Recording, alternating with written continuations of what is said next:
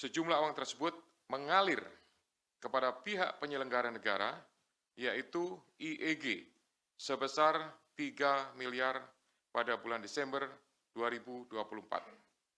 Kemudian, dari populasi tersebut, tenaga kerja atau buruh pada bidang dan spesifikasi pekerjaan tertentu itu diwajibkan memiliki sertifikasi K3, keselamatan dan kesehatan kerja, dalam rangka menciptakan lingkungan kerja yang aman, sehat, dan nyaman sehingga meningkatkan produktivitas para pekerja.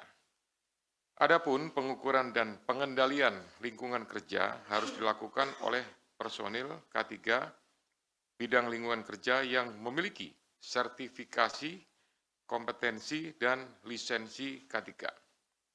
Ironinya, ketika kegiatan tangkap tangan, KPK mengungkap bahwa dari tarif sertifikasi K3 yang sebesar Rp275.000, tapi fakta di lapangan menunjukkan bahwa para pekerja atau buruh harus mengeluarkan biaya hingga Rp6 juta karena adanya tindak pemerasan dengan modus memperlambat, mempersulit, atau bahkan tidak memproses permohonan pembuatan sertifikasi K3 yang tidak membayar lebih tersebut.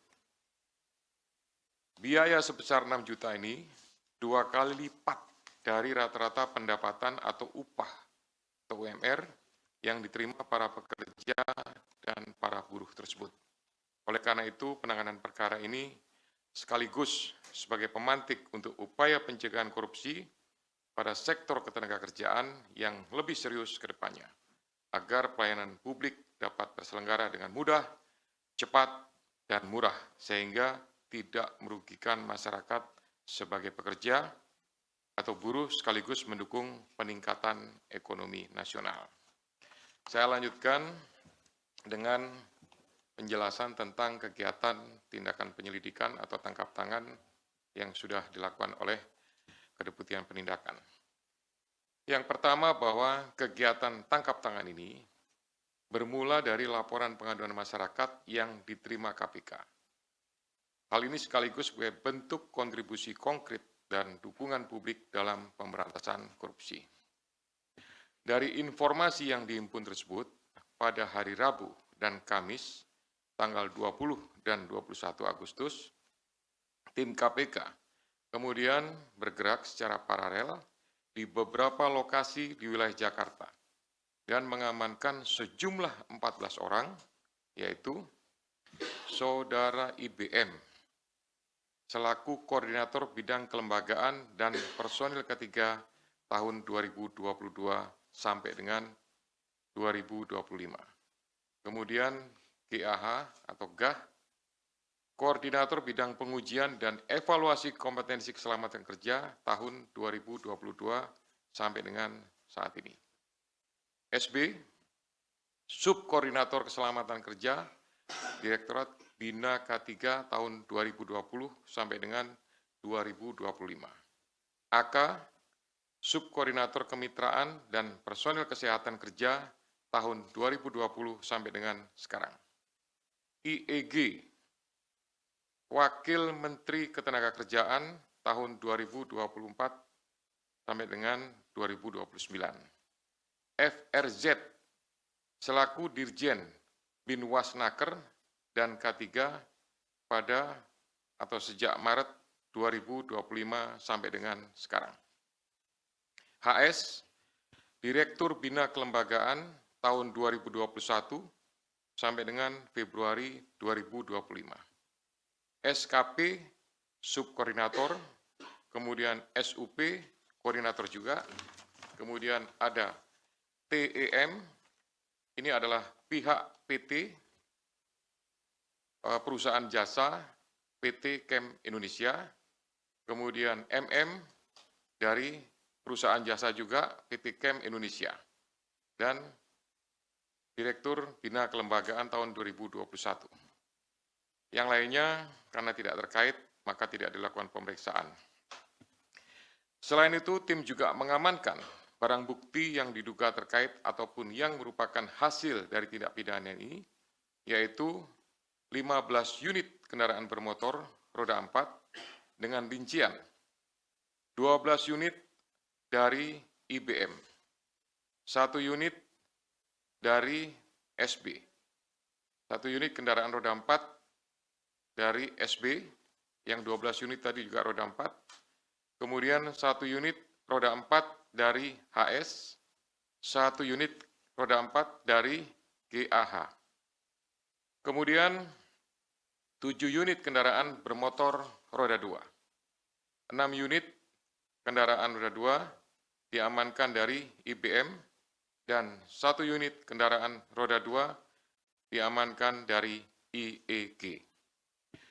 Kemudian ada juga uang tunai lebih kurang sekitar 170 juta dan ada 2.201 US dollar dan beberapa pecahan lainnya. Barang bukti tersebut dari pihak-pihak yang diamankan dalam kegiatan tangkap tangan ini jumlahnya cukup banyak dan mempunyai nilai yang cukup tinggi. Hal ini relevan bahwa praktik dugaan pemerasan ini sudah terjadi sejak beberapa periode waktu sebelumnya, diperkirakan dari tahun 2019 sampai dengan saat ini. Adapun konstruksi perkaranya, atas penerimaan uang dari selisih antara yang dibayarkan oleh para pihak yang mengurus penerbitan sertifikat K3 kepada perusahaan jasa K3 atau PJK3 dengan biaya yang seharusnya sesuai dengan tarif PNBP, kemudian uang tersebut mengalir ke beberapa pihak, yaitu sejumlah 81 miliar. Dengan rincian, nanti akan didetailkan, pada tahun 2019 sampai dengan 2024, IBM diduga menerima aliran uang sejumlah 69 miliar melalui perantara. Uang tersebut selanjutnya digunakan untuk belanja, hiburan, DP rumah, setoran tunai kepada GAH, HS, dan beberapa pihak lainnya, serta digunakan untuk pembelian sejumlah aset seperti beberapa unit kendaraan roda 4 hingga penyertaan modal pada 3 perusahaan yang terafiliasi PJK3. Kemudian GAH diduga menerima aliran uang sejumlah 3 miliar dalam kurun waktu 2020 sampai dengan 2025 yang berasal dari sejumlah transaksi, di antaranya setoran tunai mencapai 2,73 miliar, transfer dari IBM sebesar 317 juta, dan 2 perusahaan di bidang PJK3 dengan total 31,6 juta. Uang tersebut digunakan GAH untuk keperluan pribadi, dibelikan aset dalam bentuk pembelian 1 unit kendaraan roda 4 sekitar 500 juta, dan transfer kepada pihak lainnya senilai 2,53 miliar. Kemudian SB diduga menerima aliran dana sejumlah 3,5 miliar pada kurun waktu 2020 sampai dengan 2025 yang diterimanya dari sekitar 80 perusahaan di bidang PJK3. Uang tersebut digunakan untuk keperluan pribadi, diantaranya transfer ke pihak lain, belanja, hingga melakukan penarikan tunai sebesar 291 juta. Kemudian AK diduga menerima aliran dana sejumlah 5,5 miliar pada kurun waktu 2021 sampai dengan 2024 dari pihak perantara. Kemudian sejumlah uang tersebut mengalir kepada pihak penyelenggara negara, yaitu IEG, sebesar 3 miliar pada bulan Desember 2024. Kemudian FAH dan HR sebesar 50 juta per minggu. HS lebih dari 1,5 miliar selama kurun waktu 2021 sampai dengan 2024, serta CFA berupa 1 unit kendaraan roda 4. Sehingga dalam perkara ini, pihak-pihak yang diduga menerima aliran uang dari PJK3 adalah IBM, kemudian GAH, SB, AK, IEG, FRZ, CFH, HS. KPK selanjutnya melakukan pemeriksaan secara intensif dan telah menemukan sekurang-kurangnya 2 alat bukti yang cukup. KPK kemudian menaikkan perkara ini ke tahap penyidikan dengan menetapkan 11 orang sebagai tersangka, yakni IBM, kemudian GAH, SB, AK, IEG, FRZ, HS, SKP, SUP, TEM, dan MM. KPK selanjutnya melakukan penahanan terhadap para tersangka untuk 20 hari pertama terhitung tanggal 22 Agustus sampai dengan 10 September 2025 di Rumah Tahanan Cabang KPK Gedung Merah Putih. Atas perbuatannya, para tersangka dipersangkakan pasal 12 huruf E dan atau pasal 12 huruf B besar Undang-Undang Nomor 31 Tahun 1999 tentang Pemberantasan Tindak Pidana Korupsi, sebagaimana telah diubah dengan Undang-Undang Nomor 20 Tahun 2001 Yunto Pasal 64 Ayat 1 KUHP, Yunto Pasal 55 Ayat 1 ke 1 KUHP. Demikian penjelasan pointer atau beberapa hal rangkaian daripada kegiatan tindakan penyelidikan tertangkap tangan. Sudah kami tetapkan semuanya. Jadi saya tambahkan ini merupakan sebuah keprihatinan sebenarnya. Ya, aslinya seperti itu. Saya yakin semua pihak merasakan sebuah keprihatinan di saat pengurusan tenaga kerja harusnya dipermudah, tapi kemudian ada sekelompok pejabat yang justru memanfaatkan, mengetahui, membiarkan, bahkan menikmati dan menerima ya uang yang berasal dari pihak-pihak tenaga kerja perusahaan yang kemudian digunakan untuk kepentingan pribadi. Ya, kami berharap tentunya dengan proses penegakan hukum ini akan membawa dampak, akan menimbulkan pengaruh ya terhadap semua pihak.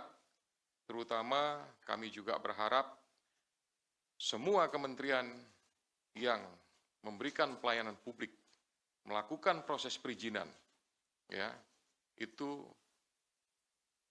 para menterinya paling tidak campur tangan dan turun tangan untuk melakukan kegiatan pengawasan, ya, sehingga tidak terjadi praktek-praktek yang dapat merugikan masyarakat. Selanjutnya saya kembalikan kepada Jubir, silakan. Terima kasih Pak Ketua yang telah menjelaskan secara lengkap terkait kronologi, konstruksi, dan pihak-pihak yang ditetapkan sebagai tersangka dalam perkara ini. Selanjutnya kami buka sesi tanya-jawab. Dalam konvers kali ini kita spesifik hanya terkait dengan perkara ini. Barang bukti tidak kita tampilkan, barang bukti sudah kami tampilkan pada hari kemarin ya. Ya, saya kira barang bukti unit kendaraan. Yang kendaraan sudah ada gitu, tapi yang uang masih ada, karena masih ada satu yang sedang dilakukan pemeriksaan. Gitu. Silakan. Download Tribun X sekarang, menghadirkan lokal menjadi Indonesia.